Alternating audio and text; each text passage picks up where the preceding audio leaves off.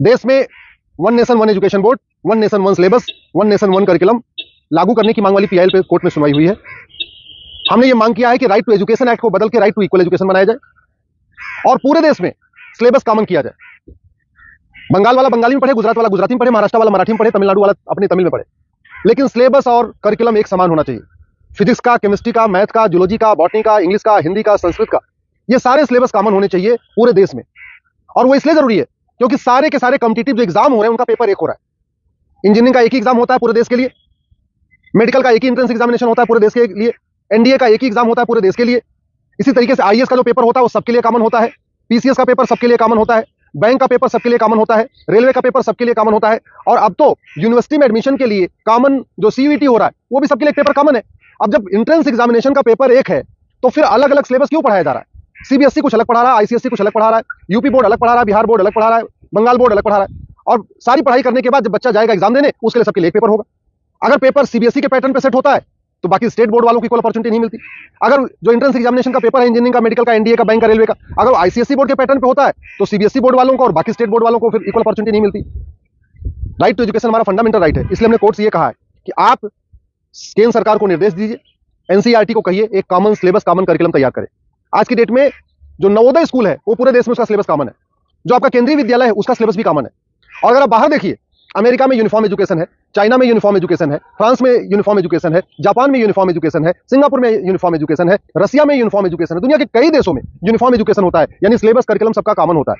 हमारे देश में सिलेबस अलग अलग चल रहे हैं, करिकुलम अलग अलग चल रहे हैं। इसके कारण बच्चा कितना भी अच्छा हो पढ़ने में, बिना कोचिंग के वो इंजीनियरिंग क्वालिफाई नहीं कर पाता, क्योंकि वो यूपी बोर्ड का बच्चा कितना भी अच्छा हो एक्सपर्ट पढ़ने में, लेकिन पेपर जो सेट हुआ वो तो सीबीएसई के पैटर्न पे हुआ, तो फिर वो क्वालिफाई नहीं कर पाता। अल्टीमेटली उसको कोचिंग करना पड़ता है।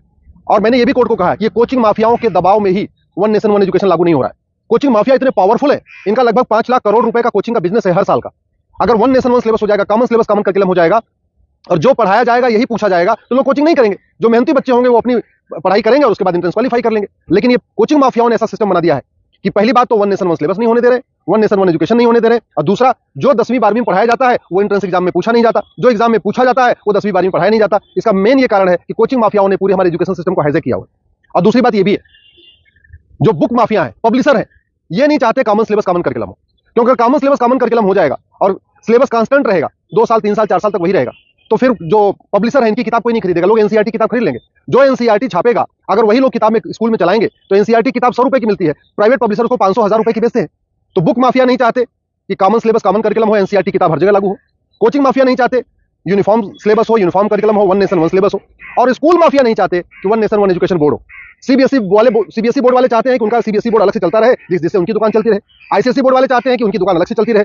तो इसलिए ना सीबीएसई बोर्ड वाले चाहते हैं one nation one syllabus, one nation one education board हो, ना आईसीएसई बोर्ड वाले चाहते हैं। और इसका नतीजा ये हो रहा है कि आम जनता, आम बच्चा पिस रहा है इस पूरे माफिया राज में। इसलिए मैं कोर्ट से निवेदन किया है, कोर्ट ने केंद्र सरकार के शिक्षा मंत्रालय को और कानून मंत्रालय को 4 हफ्ते के अंदर जवाब दाखिल करने के लिए कहा है। एनसीईआरटी, सीबीएसई बोर्ड और आईसीएसई बोर्ड को बोला है 4 हफ्ते के अंदर जवाब दाखिल करिए।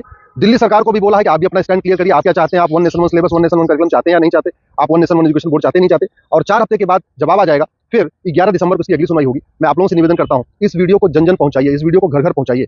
कॉमन सिलेबस होगा, कॉमन करिकुलम होगा तो सबको इक्वल अपॉर्चुनिटी मिलेगी। यूनिफॉर्म एजुकेशन से सबसे बड़ा फायदा होगा, जातिवाद खत्म होगा, क्लासेस खत्म होगी, भाषावाद खत्म होगा, क्षेत्रवाद भी खत्म होगा और जिहाद और मजहबी उन्माद भी खत्म होगा।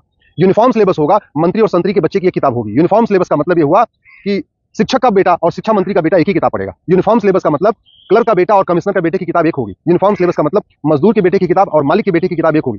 यूनिफॉर्म सिलेबस से वास्तव में भारत में समाजवाद आएगा। समान शिक्षा से ही भारत में शांति आएगी, समाज शिक्षा से ही भारत में समृद्धि आएगी, समान शिक्षा से ही वास्तव में भारत में समरसता आएगी। इसलिए मैं आपसे निवेदन करता हूं, समान शिक्षा की मांग करिए। समान नागरिक संहिता से 100 गुना ज्यादा जरूरी है समान शिक्षा। ये जो देश में आप देख रहे हैं ना, आतंकवादियों के समर्थन में रैली निकलती है, जिहादियों के पक्ष में लोग खड़े हो जाते हैं, युद्ध हो रहा है इजराइल में और रैली निकल रही है आतंकवादियों के समर्थन में भारत में। ये क्यों? क्योंकि यहाँ मैकाले शिक्षा चल रहा है, मदरसा शिक्षा चल रहा है और मिशनरी शिक्षा चल रहा है। ये मैकाले शिक्षा खत्म होनी चाहिए, मिशनरी शिक्षा खत्म होनी चाहिए, मदरसा शिक्षा खत्म होनी चाहिए, सीबीएसई आईसीएसई बोर्ड खत्म होना चाहिए। केवल एक देश एक शिक्षा बोर्ड यानी भारतीय शिक्षा बोर्ड होना चाहिए और वन नेशन वन सिलेबस यानी पूरे देश का सिलेबस एक समान होना चाहिए। उसी से भारत में शांति होगी और समृद्धि होगी।